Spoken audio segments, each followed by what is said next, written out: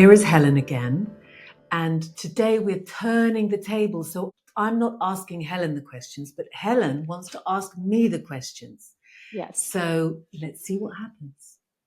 Yes. So I just want to say that I feel so thrilled that you and I have reconnected after so many years. Me too. And you invited me to your success series, which then we had further conversations. And I've always been very interested in what you're doing and who you are. I've always been so impressed with you in so many ways. Oh. Yeah, like going back 20 something years. You were fascinating to me in so many ways. And so anyhow, yeah, I appreciate that you interviewed me, and I thought, I want to know more. I want to know more about what you're doing. And I read your book, which I loved. I didn't understand a lot of it. You know, Okay. I don't come from a background of yoga asana. And I know you're doing all these podcasts. So yeah, I wanted to interview you or talk with you on Here camera. Yes. Thank So you, here Helen. we are. And what a nice interviewer I have. We'll see what happens. Yeah, let's see. Actually, lawyer interrogator.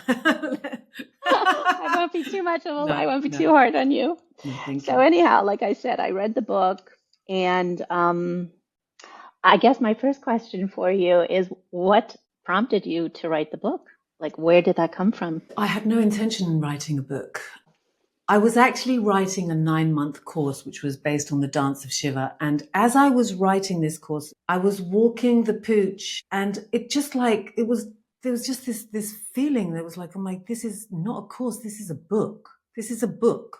It just sort of started to come out from there. I don't actually feel that I was writing it. I mean, obviously I was there doing the writing. I mean, I had paper everywhere every morning after my practice. Like, there were so many things that came up and of course I didn't have any paper anywhere, and so it would be like bits of envelope or anything I could find for the whole 5-6 weeks, that initial 6 weeks.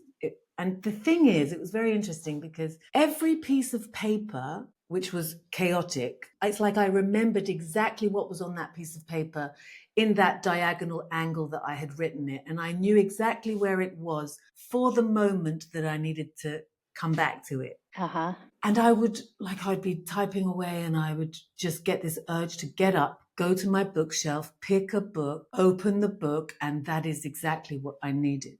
I knew what needed to go in the book.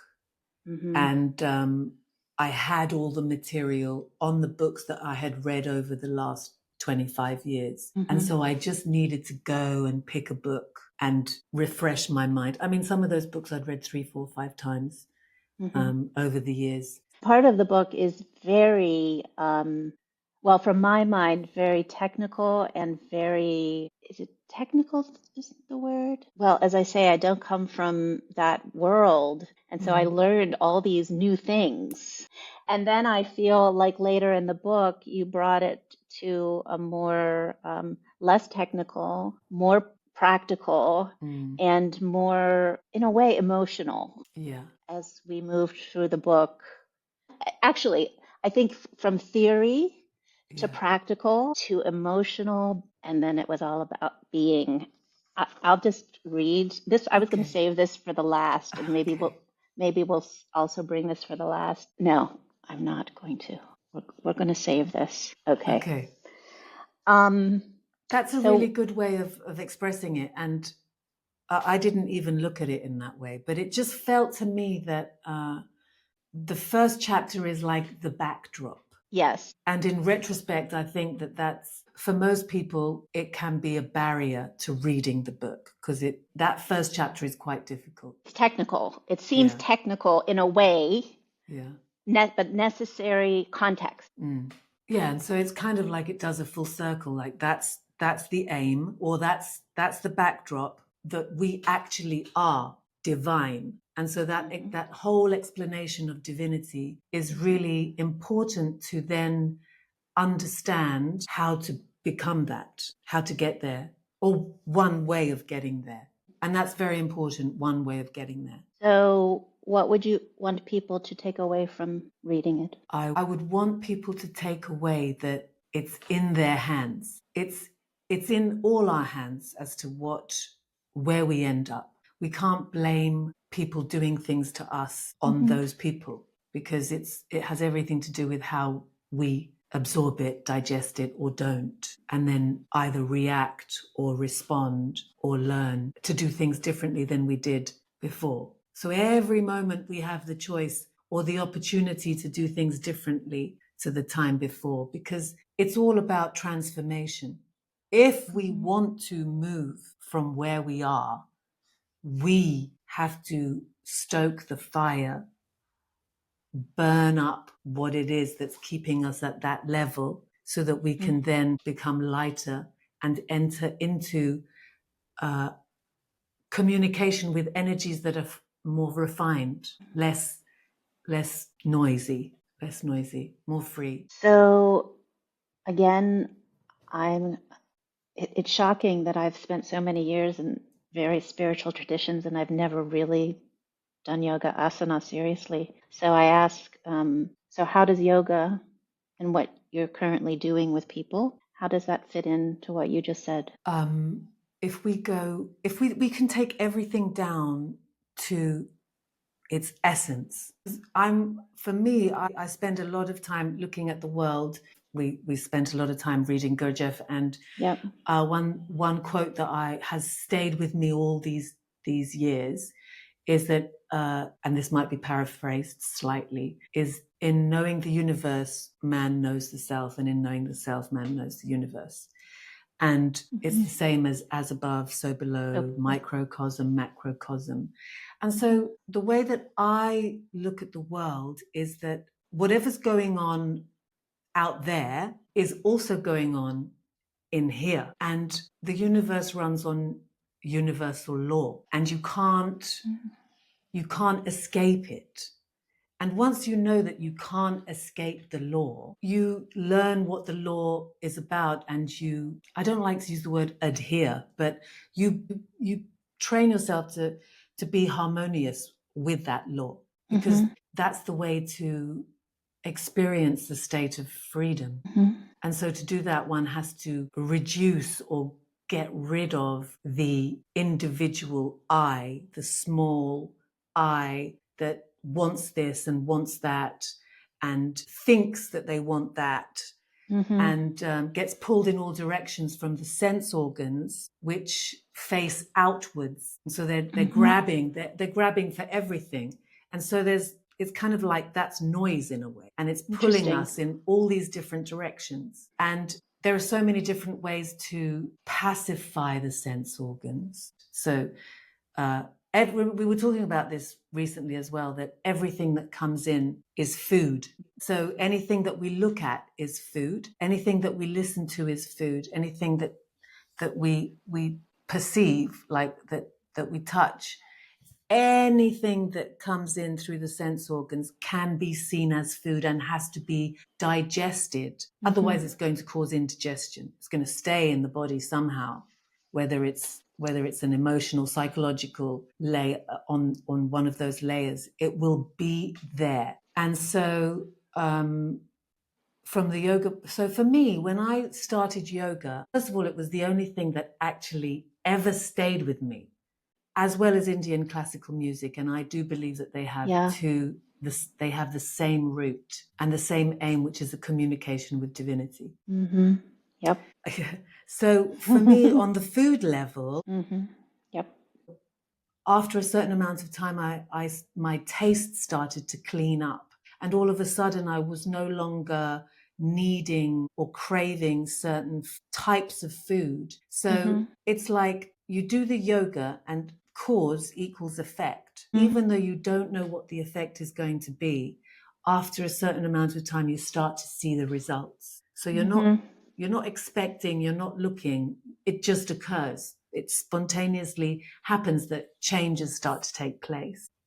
In fact, addictions are, it doesn't matter what the addiction is, whether it's food, whether it's drink, whether it's drugs, whether it's sex, whatever the addiction is, they all have the same root, and that is something is not okay, and they're trying to make it okay by filling this gap.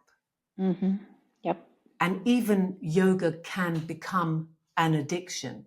Yep.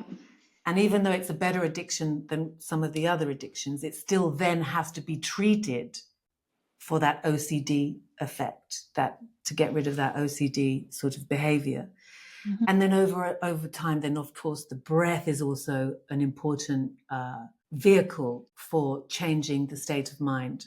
So if you look at when you're stressed, the breath is short and fast. And when you're calm, it's longer. But sometimes you can't change your mind you can't tell somebody to not be angry or not be scared, but you can manipulate the breath for them to change their state of mind. So you can slow the breath down, you can pay attention to the breath, make it rhythmic and long, and it inevitably it's going to make your state of mind calmer than what it was. So for me, yoga was an important part of my process. It still is, and it's still something that I'm cultivating. I took some notes on some things you said and also what was written and what sort of resonated with me. You said it's using the idea of the absolute and what is closest to the absolute. I think it was like putting yourself in creating situations or putting yourself in situations. But anyway, do you want to talk about that? And I wondered if you have a relationship to that in this moment. If we look at the absolute and the definition, so I mean, I know that you know that I spend a lot of time in India and studying Hindi, Indian classical music, and also I like to read the texts and look up all the words, etc., etc. And if also in Indian song, when you look at the songs to divinity, they're all describing the divine with these terms. And if you look at the terminology that they use, it gives you an indication of certain things. So infinite, endless, spacious, luminous, these are all descriptions. Vast, exactly. And then when you look at the opposite, like let's say man, it's all hemmed in, like it's all bound. There's a boundary. It's constricted or finite. Exactly. Finite. Yeah. Yeah. And so you have, depending on which god is at the godhead at the top. So let's say Shiva, because that's who I've spent a lot of time investigating, and Benares, where I spend a lot of time, that's his city. So I'm more familiar with him. And so if we look at the Nataraj, which is the famous icon of the cosmic dancer, Shiva himself, he is that vast, endless, infinite being, expression of, because if we look at the absolute, it's indescribable. So it's too abstract for most people to understand. And so that there has to be like a drop down where one can grasp something. And if we drop down a little bit to symbolism is a nice way of expressing the unexpressible. Yep. Because it goes straight beyond, bypasses words which are so finite, concrete. Yep. Exactly. And so if we look at the 5 acts of Shiva, when you look at the cosmic dancer, he's holding a damaru, which is the drum, brings existence, brings the world into existence, and in another hand he holds the flame, which everything goes back into. He absorbs back into the everything. And then you have the maintaining of the universe, the fear not gesture, maintaining the universe. So you have the law of 3, as you're very familiar with as well. And so you have positive, negative, neutral, and we have those 3 are basically everything can be reduced to those 3. And with the 5 acts of Shiva, you also have Maya, which is the veiling faculty, the thing that veils the true reality. And you have his grace, which is what is showered on you, whether you get to see that there is something behind the curtain or not. And lovely. Yeah, and it's all there. And my idea, and I mean, my idea is that if we are divinity, we have those actions available. But because we're on a 3D plane, they are consecutive, one after the other. But they can be experienced simultaneously. Simultaneously. Absolutely. And it's that simultaneous experience that from the spreading out of everything pulls everything back into this one. So from the many back to the one. Yes, love that. And so that's what I understand. And that's what I was trying to express in that book. And so if it's a law out there, it's a law in here, in this body. And so it has to be. There can't be a law out there that is not reflected in this body, because we are a micro replica of what's going on outside. And so if we look at time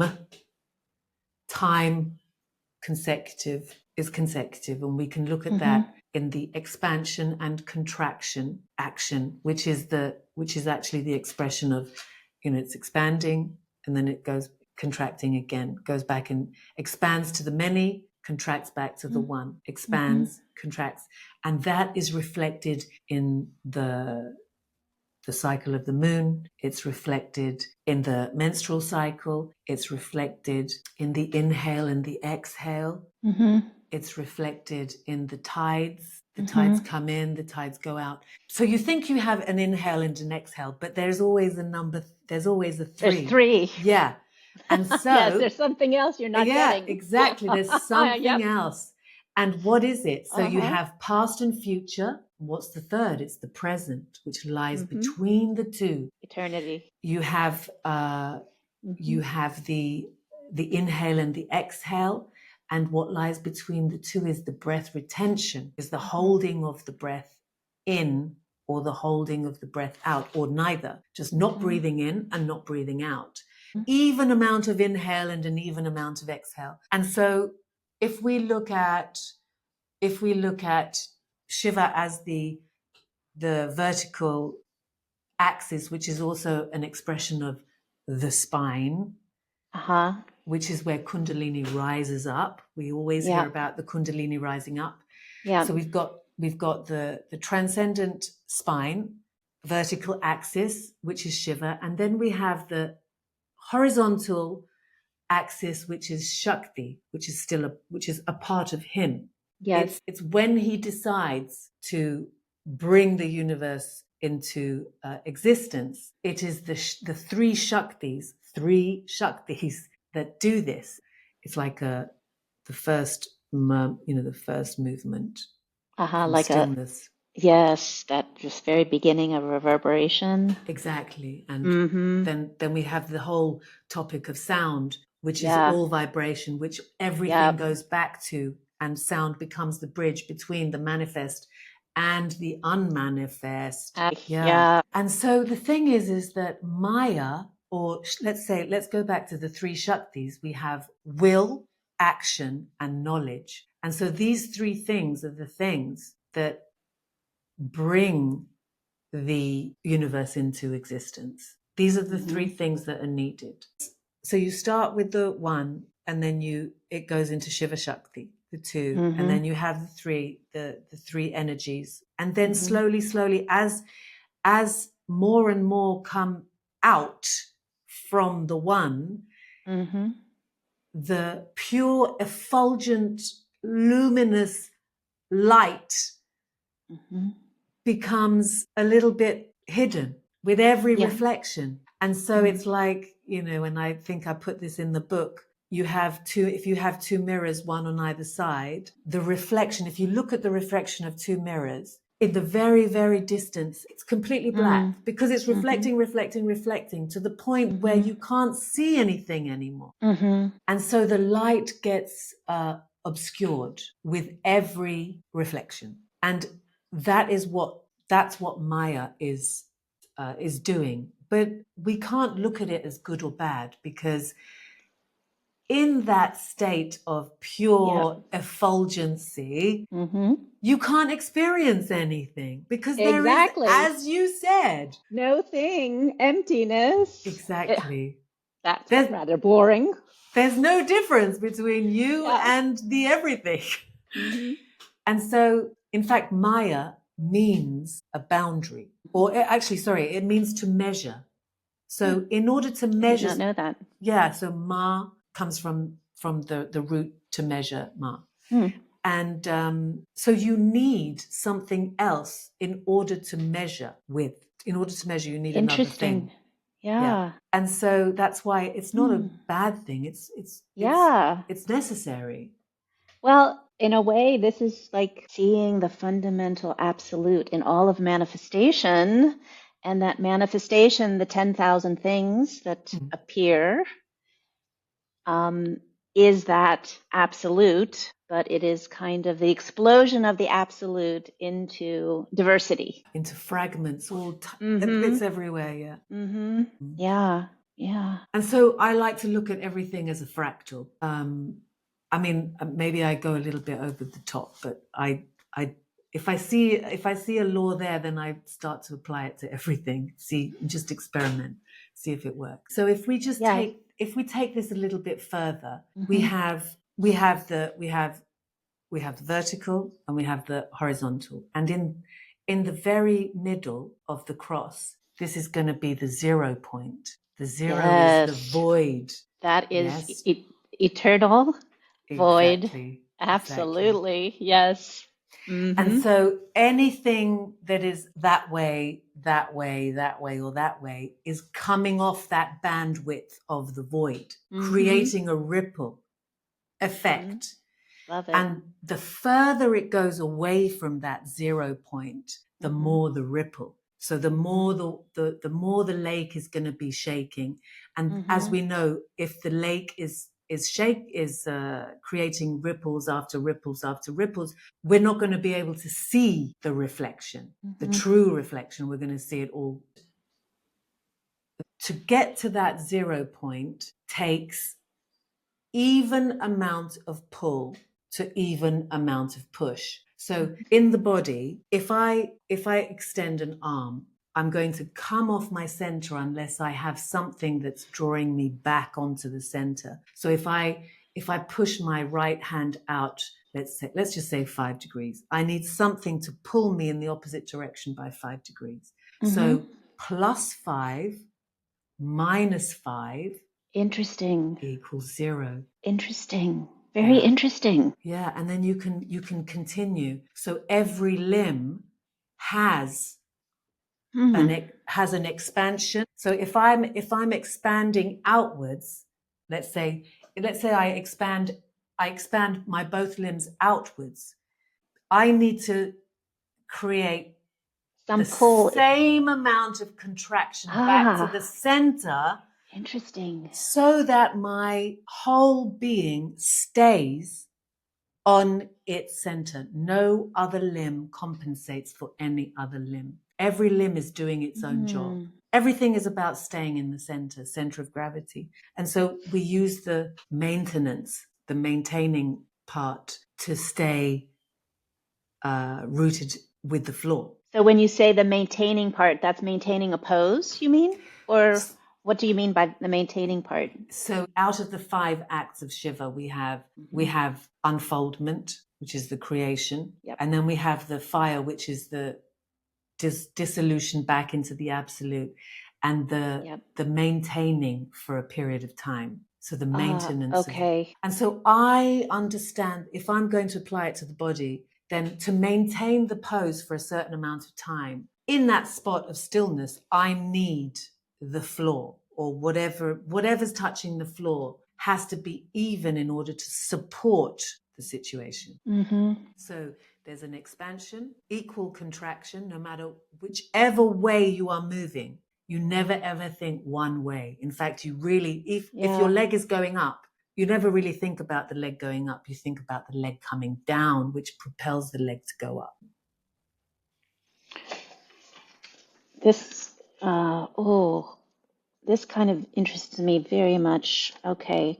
So you talk in your book, and you and I talked about this a little bit before, finding the center. So that's what you're talking about, that center channel and that zero, like that stability in finding the center. Yes. Yeah. Yes. And you were saying, while all the arms can move around, you can have all that movement as long as you're sort of found the center. Exactly. And so you can, in a practical level, in, let's say, in human relationships, it's a relationship of give and take. So it's about reciprocity. It's not about taking for myself, because that's not sustainable. It's going to break. And so wherever there's a give, there's going to be a take, and vice versa, whether it's conscious or not. So if you don't offer it, it will be taken by force, because everything is looking to find equilibrium. And so that's why it's better to give it than have it taken. Just give, then it's not going to be, let's say, brutal. It won't be. I mean, it could also be brutal, but then you just have to accept everything. And if you don't have any desires, then it doesn't matter. So, but I'm just saying, that's like, realistic. Optimum. Yeah. So this is something we're probably going to talk about at a future date. This, and when we have our conversations and we switch the cameras again, we switch the roles again.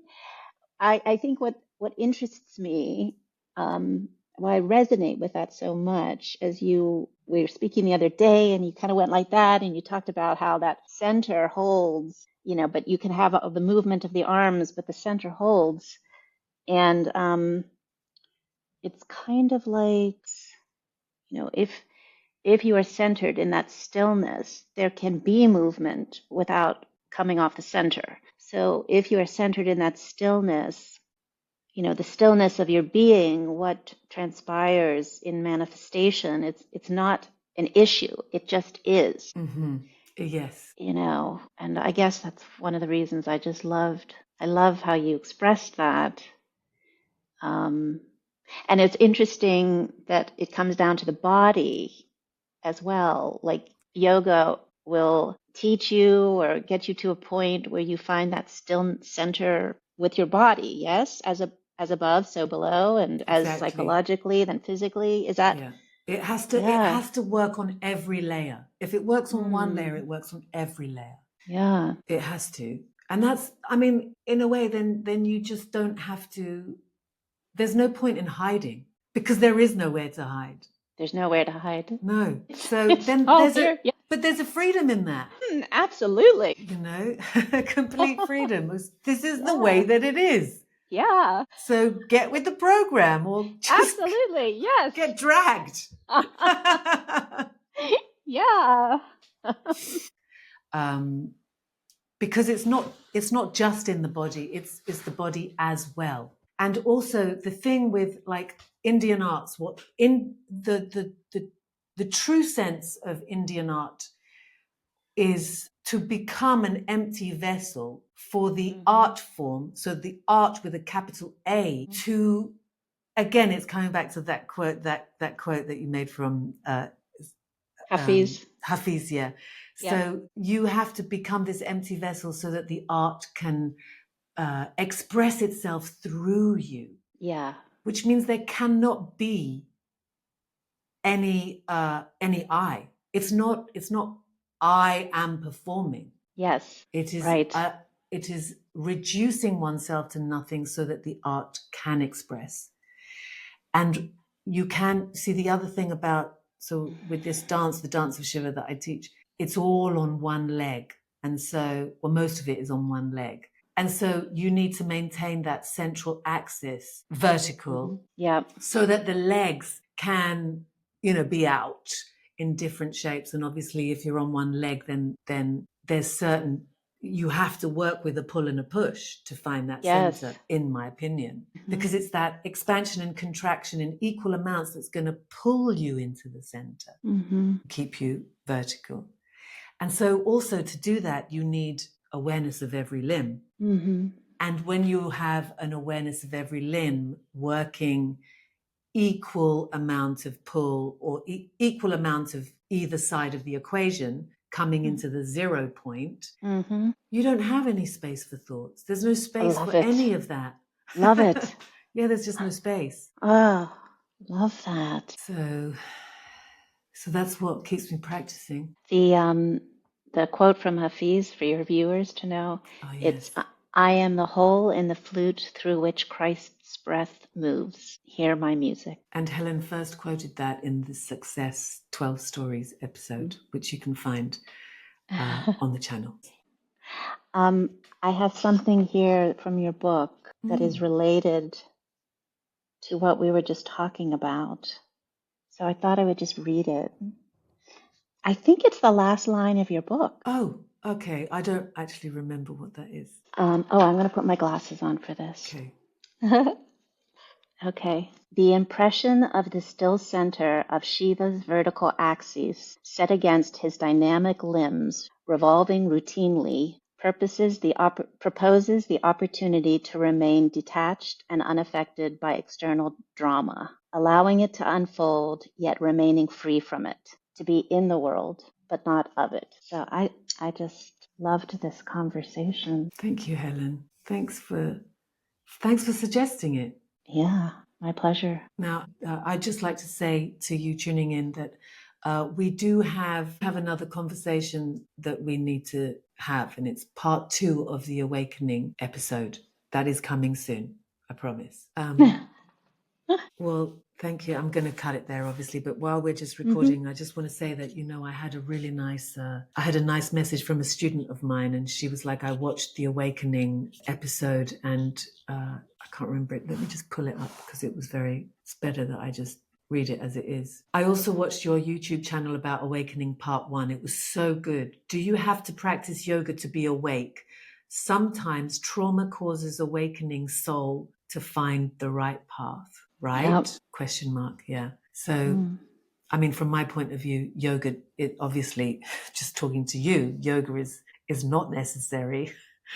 Yeah. And that's the other thing, is that's why I say, and why I said, it's one way of many. It's one of many ways. It's just one. Yep. And it's. Yeah.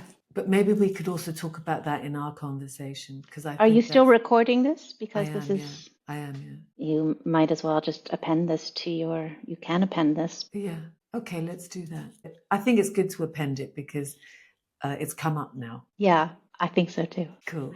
And I spent a fair amount of time reiterating the fact that I don't do and never did. Exactly. Exactly. So this is a perfect time to address the question. Yeah.